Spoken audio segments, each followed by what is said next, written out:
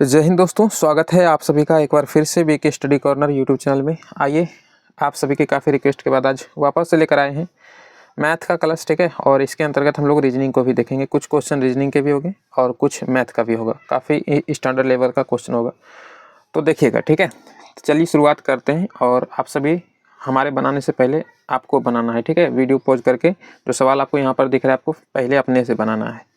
तो देखिएगा सवाल आपका क्या कह रहा है। बहुत अच्छा सवाल है। कह रहा है 1980 को ABC में इस तरह से विभाजित किया गया है कि A का आधा भाग और B का 1/3 और C का 1/6वां भाग बराबर हो, तो बताइए भाई B का भाग कितना हो जाएगा। तो देखिएगा इसको कैसे बनाएंगे। 1980 को बांटा गया है 3 लड़कों में। एक का नाम A है, दूसरे का नाम B है और तीसरे का नाम है C, ठीक है। कहता है कि इस तरह से बांटा गया है कि A का आधा भाग, यानी का माने गुना, तो A का आधा माने इस प्रकार से हम कर देंगे। A का आधा आधा हो गया। अब कहता है कि B का 1/3, कह रहे हैं ना B का 1/3, तो B का 1/3 1/3 हो गया।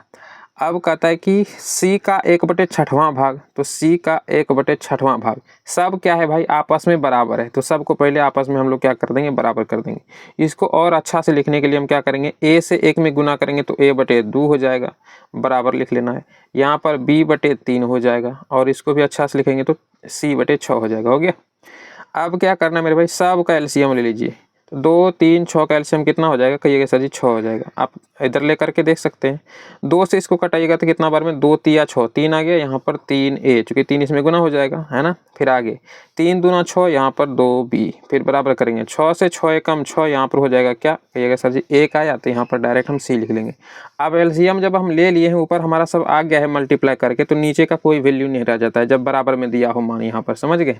तो नीचे वाला हम काट देते हैं, इसका कोई मतलब नहीं है। इसमें मल्टीप्लाई करके हम ऊपर लिख चुके हैं, ठीक है।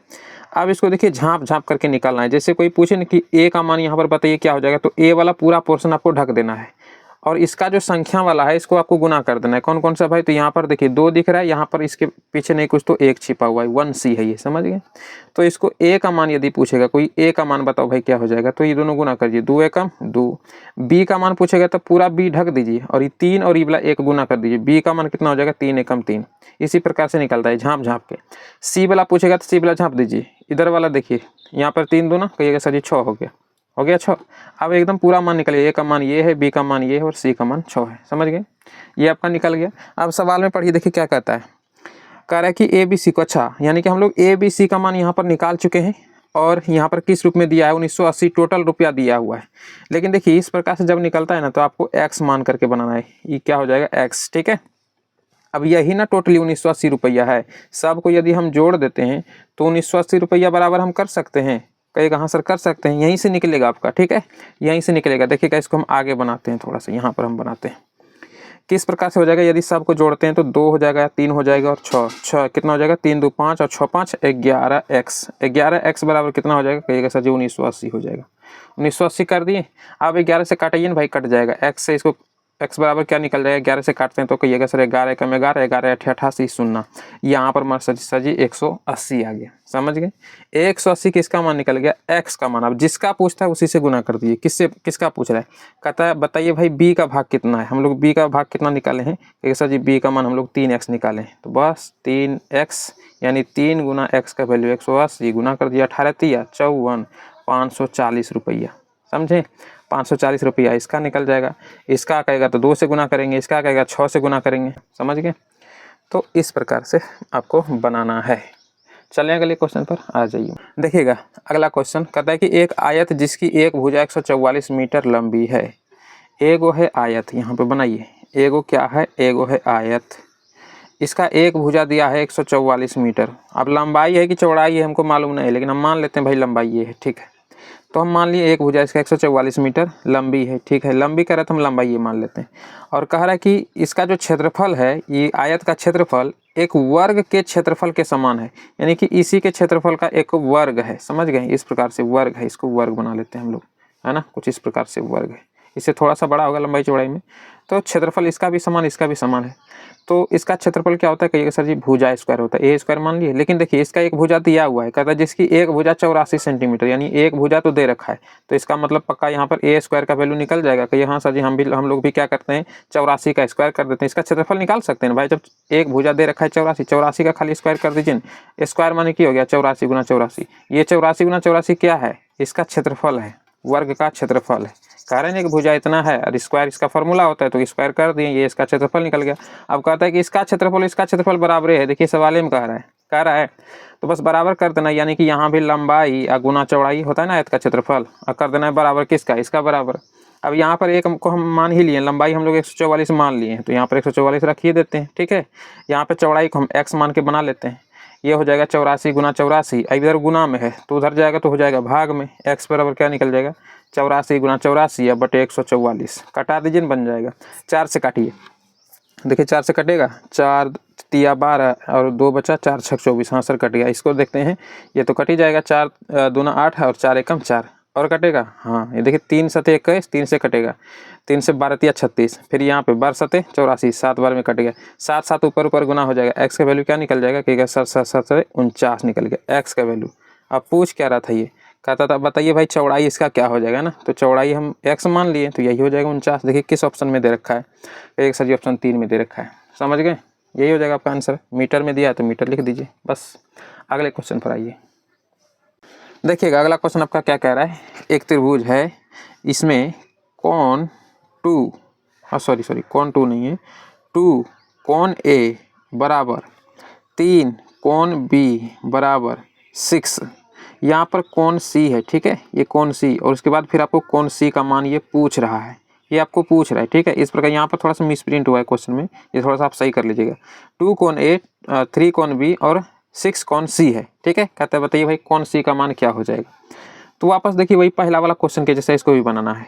तो यहाँ पर जब बराबर में दिख रहा है आपको तो झाँप झाँप के निकाल दीजिए। कोण A का मान यदि हमसे पूछेगा तो ये पूरा आपको ढक देना है, पूरा इसको ढक देंगे, तो इधर वाला सिर्फ संख्या गुना कर लेंगे, 6 और 3 गुना हो जाएगा, कितना 6 दिया, कहिएगा सर जी कोण A का वैल्यू निकल गया 18, समझ गए।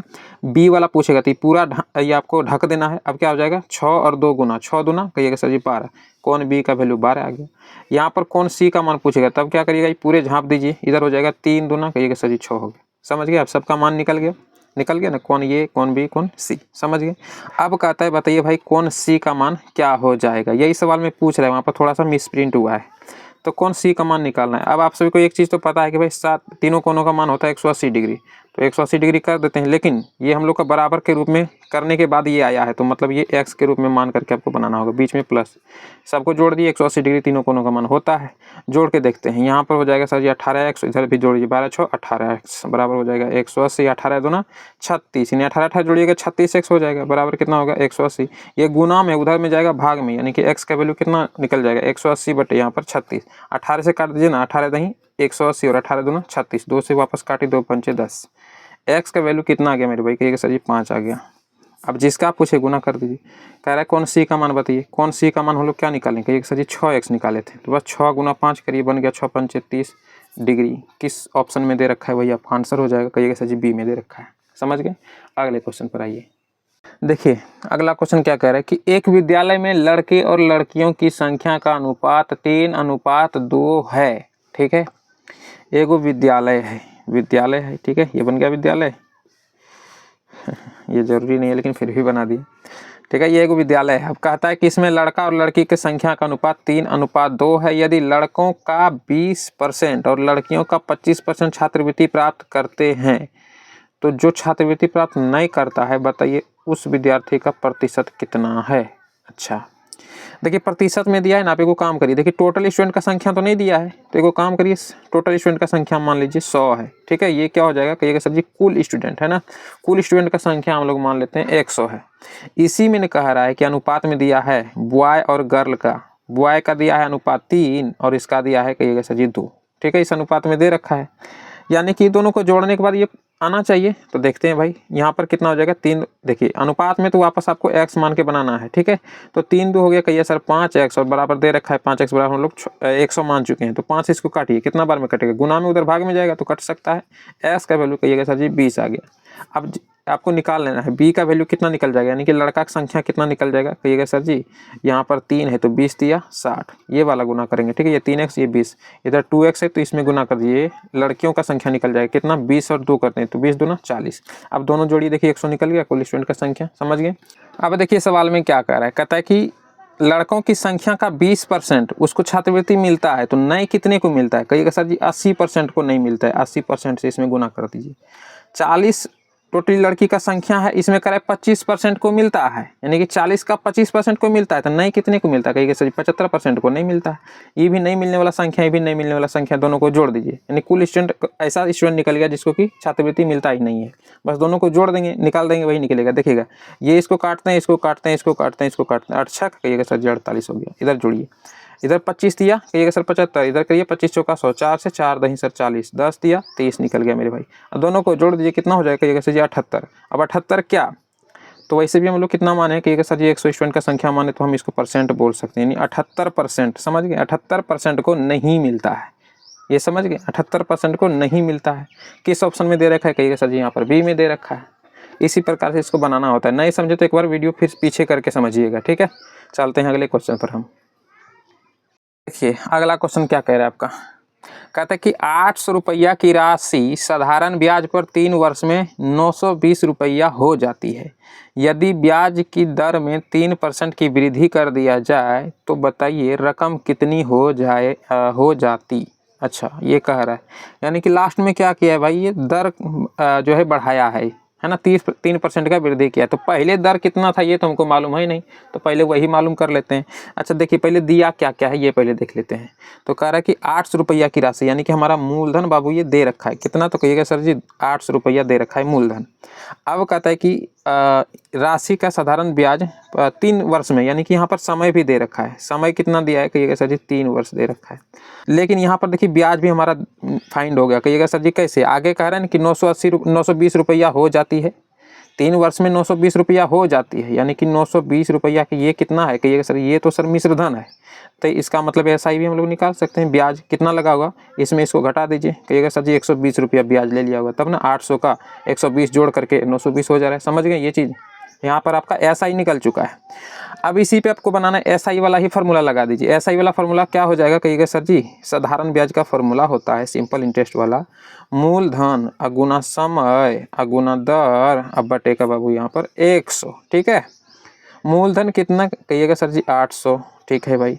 अच्छा समय कितना कहिएगा सर जी 3, दर कितना यही तो नहीं मालूम है सर, यही तो पता करना है, तो यहाँ पर मान लेते हैं x, है ना। पहले दर कितना था ये तो पता करना है, लास्ट में 3% बढ़ा रहा है, तो पहले हम लोग क्या करते हैं, है दर कितना वो एक्चुअल मान जो है पता करते हैं। 100 नीचे रख दिए और SI भी हमारा दे रखा है 120, इधर 120 रख दीजिए, बस x का वैल्यू निकल जाएगा। कहीं कहाँ सर निकल जाएगा, इसको काट दीजिए बाबू, ये काट दिए कितना हो जाएगा। अच्छा और कटेगा, हाँ देखिए 3 से इसको काटते हैं तो कितना 3 चौक 12 और कटेगा 8 पंजे 40। देखिए बाबू x का वैल्यू कितना आ गया कहिएगा सर जी 5 आ गया, नीचे नहीं दिख रहा है क्या। अच्छा हटाते इसको, यहाँ पर देखिएगा x का वैल्यू आपका कितना निकल गया कहिएगा सर जी, x का वैल्यू निकल गया 5। ये क्या निकल गया, ये क्या था कहिएगा सर, ये दर निकाले हम लोग, है ना, दर ही तो निकाले थे ना x मान करके, दर हम लोग का अब निकल चुका है। इधर वाला मिटा दें, चलिए इधर वाला मिटाते हैं।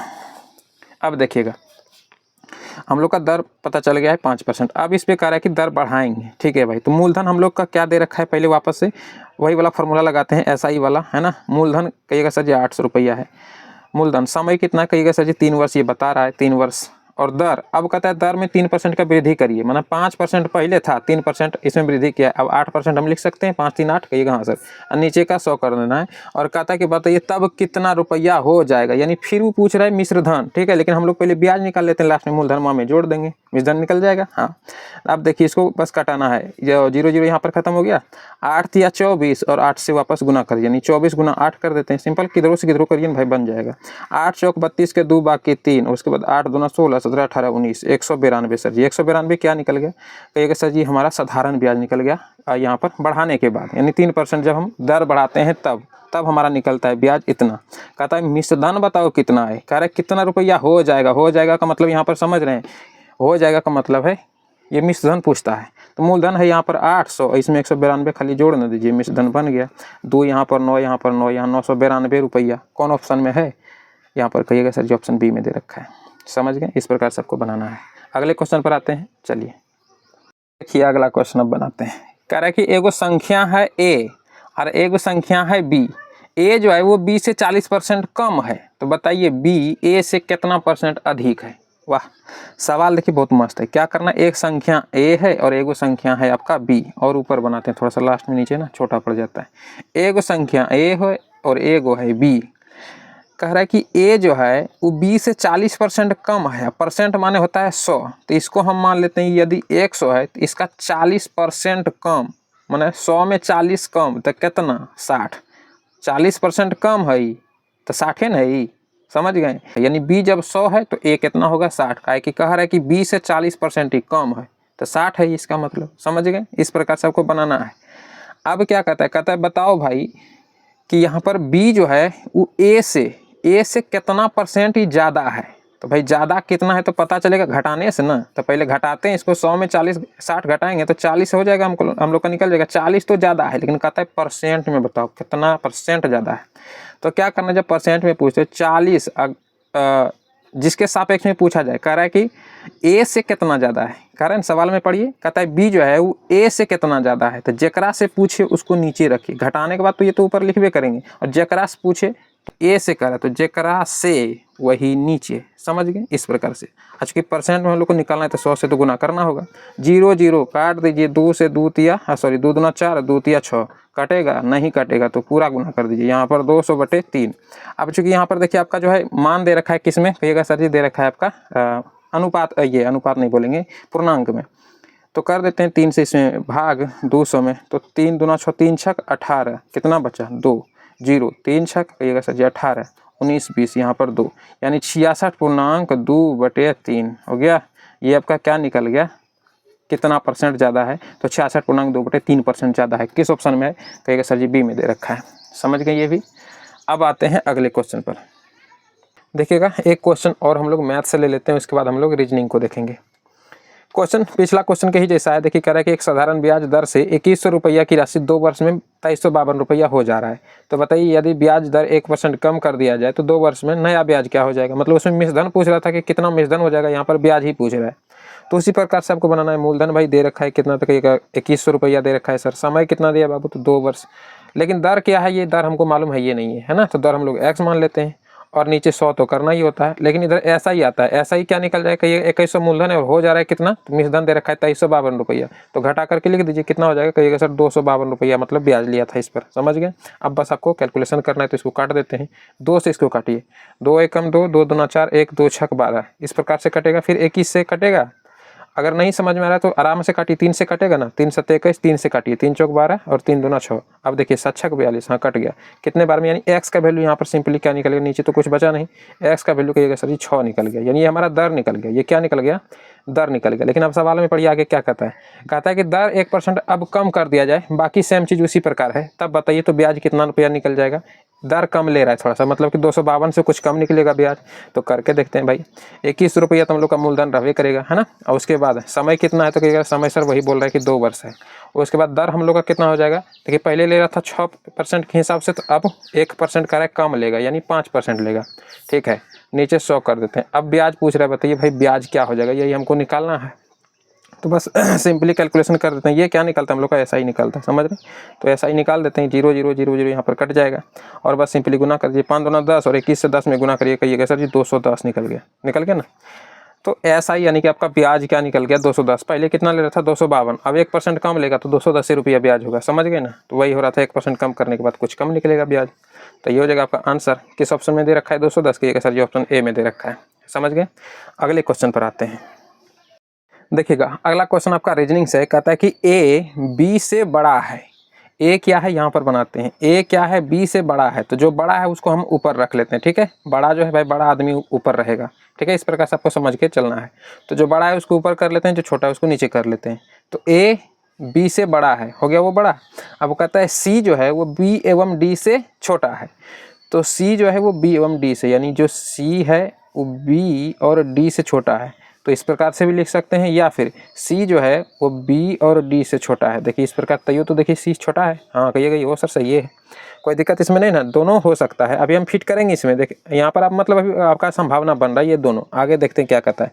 कहता है डी जो है वो ए जितना बड़ा नहीं है। अच्छा अब इसको फिट करने का कोशिश करते हैं, तो ये क्या हो जाएगा, बी यहाँ पर है, बी यहाँ पर है। अच्छा देखिए ए बी हो गया, अब ये डी सी यहाँ पर बस रख देते हैं। तो देखिए इसको यदि हम फिट करते हैं तो इस प्रकार से बनता है, या इसको करते हैं तो किस प्रकार से बनेगा, ए और बी के ऊपर डी यदि हम लेते हैं, यहाँ डी लेते हैं, उसके बाद हम बी लेते हैं और सी लेते हैं, तो देखिए ये वाला फिट हो गया यहाँ पर, समझ रहे हैं। तो ये भी हो सकता है, ये भी हो सकता है, लेकिन देखिए सवाल क्या कर रहा है, कहता है डी जो है वो ए जितना बड़ा नहीं है। डी जो है वो ए जितना बड़ा नहीं है। यहाँ पर देखिए डी यहाँ पर आ गया, यहाँ पर डी देखिए इसके बगल में ही है, यानी शब्द को सवाल में जिस प्रकार से लिखा है शब्द कि ए जितना बड़ा नहीं है डी, ऐसा लग रहा है कि आसपास में तो तब होगा, समझ रहे, उतना बड़ा नहीं है लेकिन आसपास में तो होगा, है ना। तो हम इसको छोड़ देते हैं, इस लाइन को छोड़ देते हैं। अब हमारा जो प्योर निकल गया, हम इसको मान करके अभी चल रहे हैं, ठीक है। आगे देखते हैं सवाल कहता क्या है।